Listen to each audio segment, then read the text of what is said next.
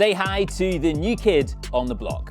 Esports is an increasingly popular part of the busy military sport landscape, and we're going to take a look at why more are turning to gaming in the forces. This is arguably as close as most of people in the community will get to being a professional esport athlete.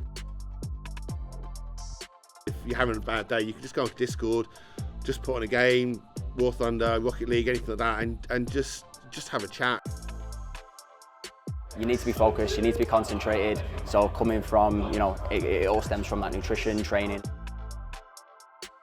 It's all about the networking, the camaraderie, and the friendships that can spawn from that. The UK Armed Forces are backing games like Rocket League and Call of Duty, or COD as it's known. But why does the military care so much? This is something that contributes massively to digital skills, and we really want you to be playing these games, and we want to give you support doing it because we recognise the benefits it could bring to defence. The ability to think strategically, to come up with different ways of doing things. It's about the ability to be able to use technology and devices. So learning those kind of fine motor skills is really important as well. It's always good to have some form of virtual battlefield scenario training to do, because obviously it's great because you're not using training areas, you're saving a bit of cash, but you're making sure that the people that are involved in those sort of virtual training sessions, like COD, are aware of what they need to do when they actually then get out on the ground. So I suppose it brings a bit more situational awareness before you actually then start doing things. It's a really nice place if you're having a bad day, or one of your friends having a bad day. You can just go on Discord, just put on a game, War Thunder, Rocket League, anything like that, and just have a chat and just understand what's going on in their day to day, and just talk about it really. And I think sometimes people don't realise that talking about the struggles you're going through, it then starts a conversation with other people that are going through those same struggles, and you can then actually sort of help each other out rather than sitting in silence in a room by yourself playing a solo game. It hasn't always been easy for military gamers though. They've had to prove why they belong on the scene, overcoming views that they are lazy, not serious, or even just wasting time. It takes so much concentration that if you ask any professional player after a day of scrims alone, which is what professional players call their training sessions, you will see that they come out drained, mentally drained, and therefore also physically tired. And I witness it every day with one of the teams that I coach. It's a battle at times. Now, imagine that in a competition environment as well.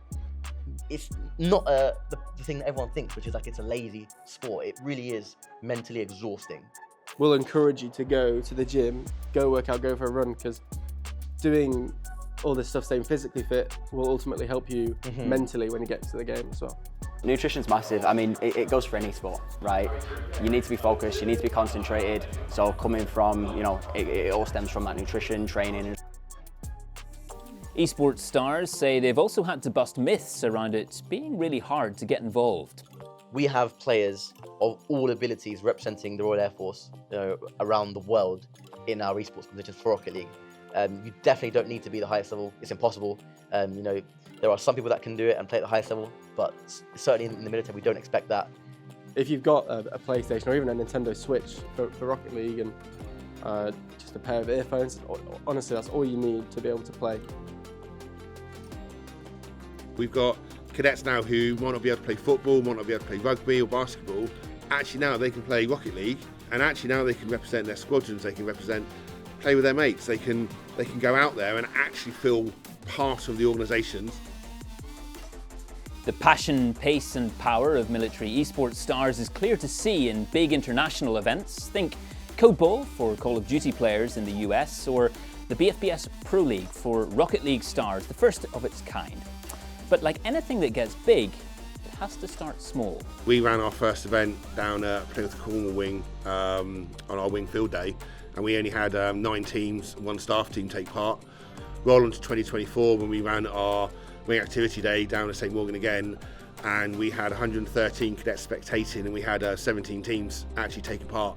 It's not just about playing. We have a multitude of roles available for people just to be involved and not have to play. We have Twitch streaming roles, we have producer roles, we have commentary roles, analyst roles, coaching. You can also do graphics for us, you can do our social media. And even if you don't want to do any of that, you can still join the server, and just hang out with like-minded individuals who enjoy playing games casually, competitively, or even just watching esports. And even if you're not interested in any of that still, we're just cool guys.